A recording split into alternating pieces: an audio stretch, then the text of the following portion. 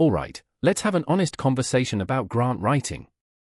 Because if you work in a charity or a CIC, you've probably applied for a grant at some point, crossed your fingers, and waited, only to wonder what went wrong.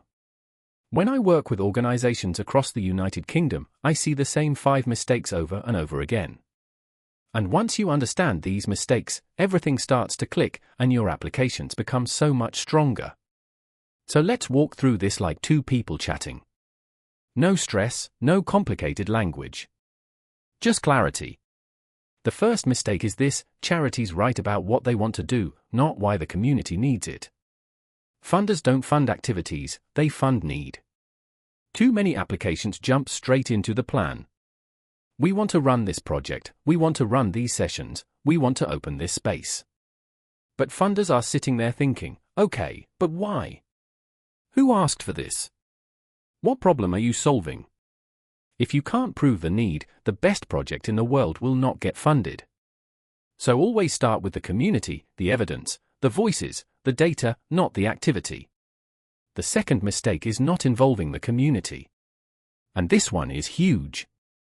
Funders want to know that your project isn't just your idea, it's something the community helped shape. Did you speak to people? Did you run surveys? Did young people or families tell you what's missing? Did you test it in a small way? Most funders reject applications simply because they don't see real community involvement. And trust me, you can feel the difference between a project created for people and a project created with people. The third mistake: weak outcomes. And this one hurts a lot of organizations. They write outcomes like improve well-being or reduce isolation, but they never explain how they'll measure it or what success actually looks like. Funders want outcomes that are clear and meaningful.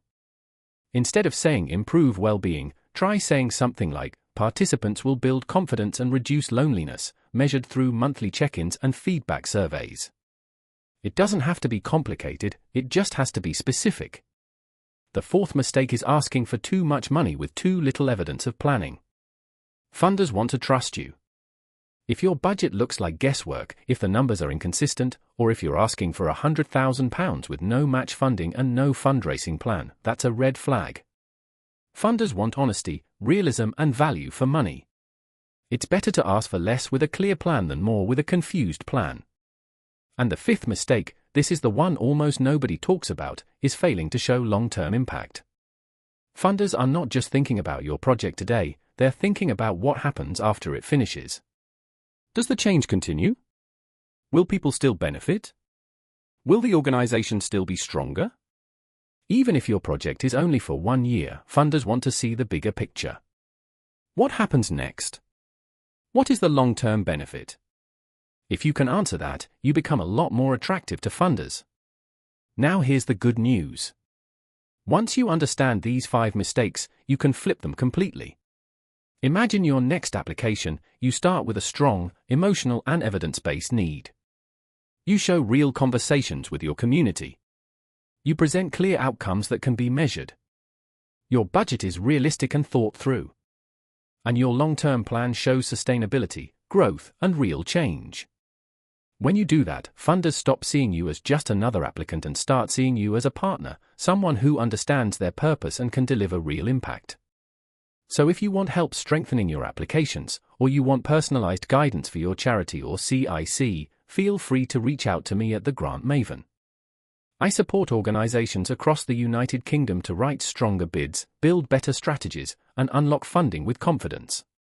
You can contact me at grantmaven03@gmail.com or visit thegrantmaven.com.